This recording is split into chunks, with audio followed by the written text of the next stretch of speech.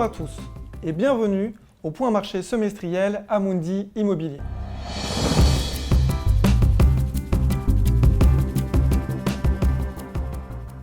L'année a bien sûr été marquée par la pandémie de Covid-19 avec des conséquences sur l'économie et l'activité des marchés locatifs.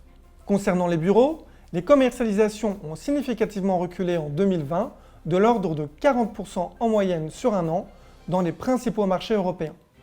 On peut y voir l'effet des restrictions de déplacement, mais aussi le poids de l'incertitude économique et pandémique.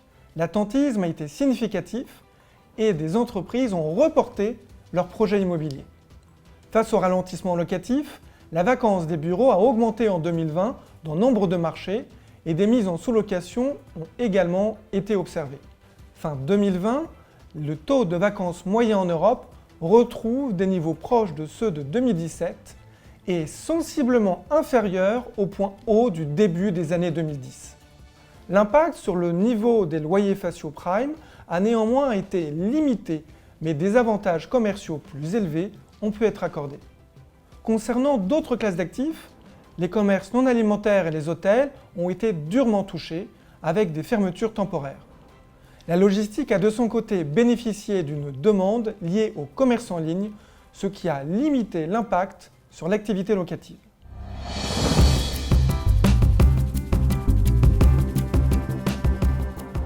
L'activité a mieux résisté que celle des marchés utilisateurs, avec une baisse de l'ordre de 22% par rapport à 2019.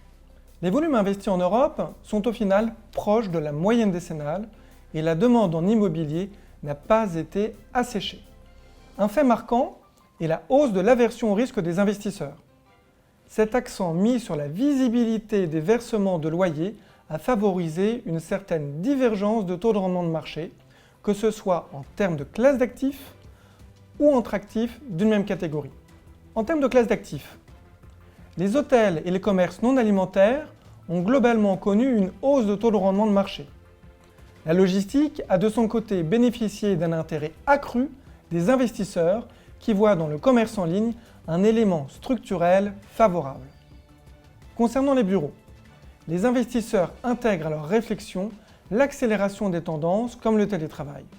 Les rendements prime sont restés globalement stables en 2020 avec même des petites compressions en Allemagne. Cela illustre une certaine confiance des investisseurs pour les bureaux prime. Plus généralement, la focalisation plus importante sur les actifs de qualité et avec un bail long et un locataire solide a été un élément favorisant un maintien des taux prime à des niveaux bas, permettant une résistance des prix.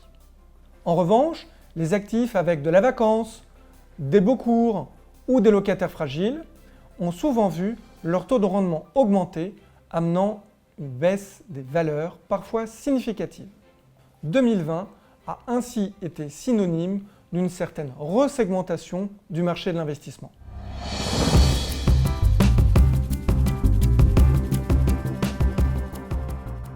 Dans le scénario central, potentiel mais non certain, le PIB mondial devrait augmenter en 2021 avec néanmoins une certaine instabilité de la reprise provoquée par des flambées épidémiques et des mesures de confinement jusqu'au quatrième trimestre 2021. Ce contexte devrait continuer à maintenir un certain attentisme des entreprises dans leurs décisions immobilières. Et pour les bureaux, des commercialisations locatives plus élevées qu'en 2020 sont à ce stade attendues, sans toutefois retrouver un niveau pré-Covid.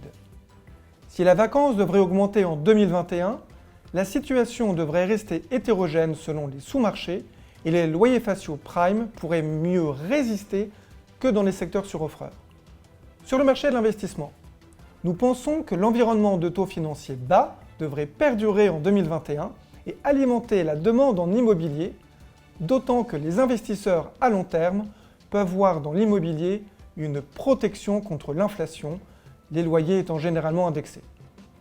Dans ce contexte, nous pensons que les taux de rendement prime devraient rester à un niveau bas en 2021, en particulier pour les bureaux et la logistique, et nous pensons que le marché restera à plusieurs vitesses entre les actifs jugés résilients et sécurisés et les autres, tant que la visibilité ne se sera pas améliorée.